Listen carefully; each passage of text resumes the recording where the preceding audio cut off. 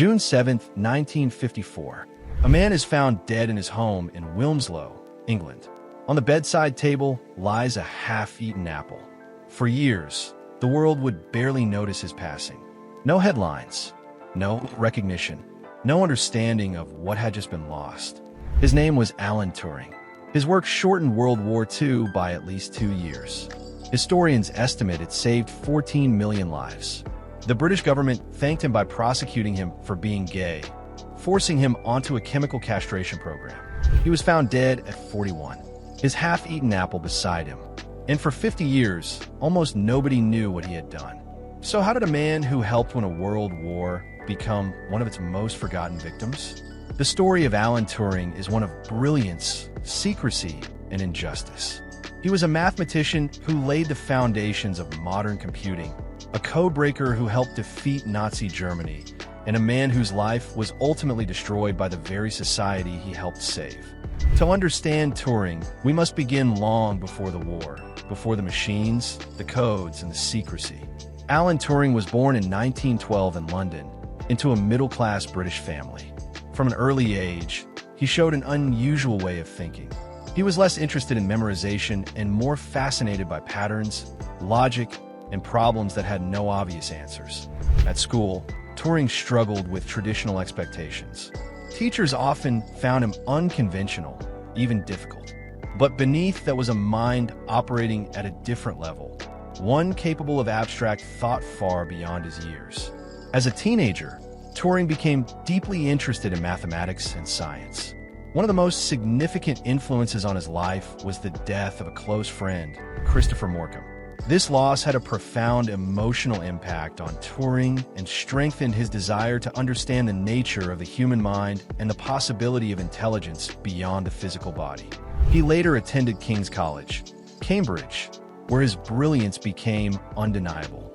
In 1936, Turing published a paper that would change the course of history on computable numbers. In it, he introduced the concept of a theoretical machine, now known as the Turing Machine. This abstract device could simulate any algorithm, laying the foundation for modern computer science.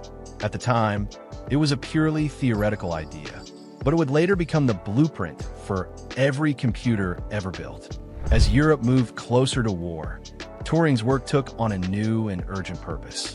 In 1939, Britain entered World War II, and Turing joined a secret government facility known as Bletchley Park. There, a team of mathematicians, linguists, and engineers worked in complete secrecy to break German military codes. The most important of these codes was generated by a machine called Enigma. The Enigma machine was considered unbreakable. It used a complex system of rotating wheels to scramble messages into seemingly random sequences. Every day, the settings changed, creating billions of possible combinations. For the Allies, breaking Enigma was critical. German communications controlled submarine movements, troop deployments, and military strategies. Without access to this information, the war could have taken a very different course. Turing became one of the key figures in solving this problem. He designed an electromechanical machine known as the bomb, capable of rapidly testing possible Enigma settings. The bomb did not simply guess. It used logical deductions to eliminate impossible configurations, dramatically speeding up the process of code breaking. With this breakthrough, British intelligence could read large portions of German communications. This intelligence effort, known as Ultra, provided crucial insights into enemy plans. Historians estimate that Turing's work and the efforts at Bletchley Park shortened the war by at least 2 years and saved millions of lives, possibly around 14 million. Yet this victory came with a condition: absolute secrecy. The code-breaking operations at Bletchley Park were so sensitive that those involved were sworn to silence. Even after the war ended, the details remained classified for decades. As a result, Turing's role in winning the war remained unknown to the public.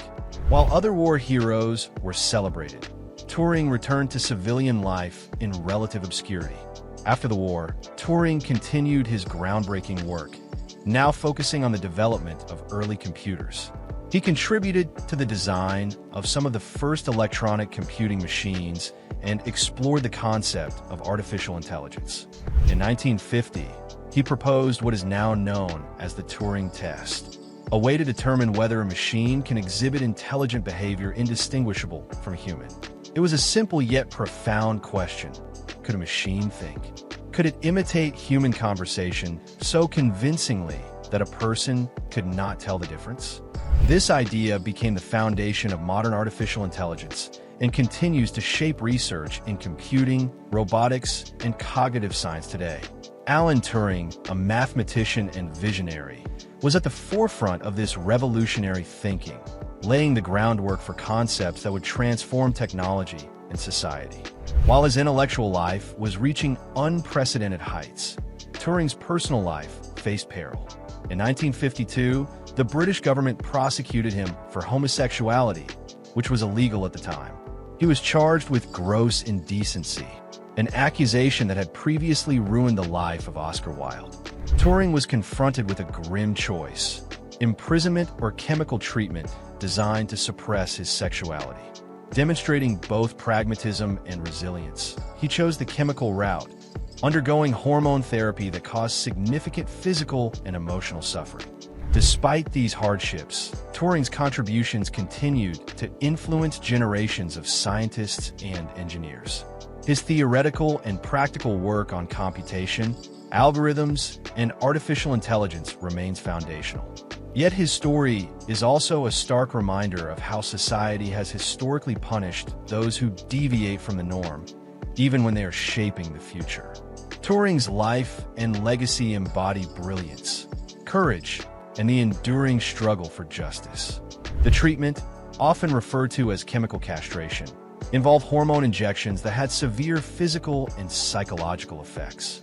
It altered his body, affected his mood, and stripped away much of his sense of normal life. At the same time, Turing lost his security clearance. He was no longer allowed to work on government projects. The man who had helped secure Britain's survival was now seen as a security risk. This marked a devastating turning point in his life. Isolated, humiliated, and cut off from his work, Turing faced a society that no longer valued him.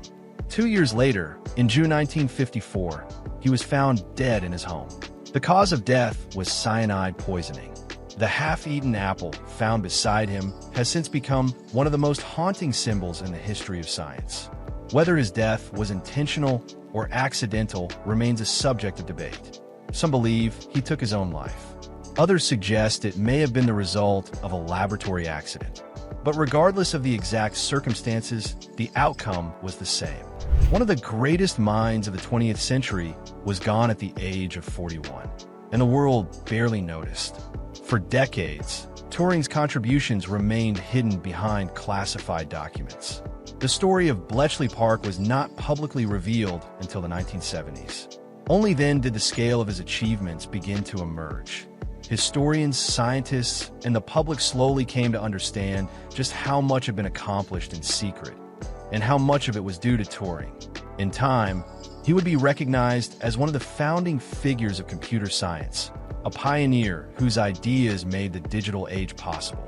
The computers we use today, the algorithms that power the internet, the concept of artificial intelligence, all trace their origins back to Turing's work. His legacy extends far beyond war. It reaches into every aspect of modern life.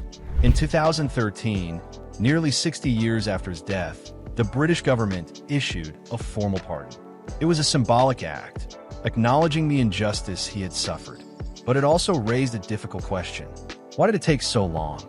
Alan Turing's life forces us to confront uncomfortable truths about history. It shows how societies can benefit from extraordinary individuals while simultaneously rejecting them. He was a hero who could not be celebrated, a genius who could not be understood, a man who changed the world, yet was denied a place in it. Today, Turing is finally receiving the recognition he deserves. Statues, films, books, and academic studies continue to explore his life and work.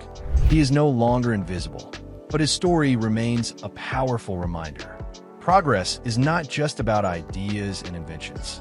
It is also about the values of the society that shapes them. Alan Turing helped win a war. He helped create the future. But in the end, he was destroyed by the world he helped save. June 7, 1954. A quiet house in England marked the end of a life that had changed history. Yet his ideas did not end there. They continued, evolving, expanding, and shaping the modern world in ways he could never have imagined. And in that sense, Alan Turing was never truly lost. I'm happy when you comment. YouTube is happy when you share. The algorithm is happy when you subscribe. And the geniuses of history are happy when their story is finally told.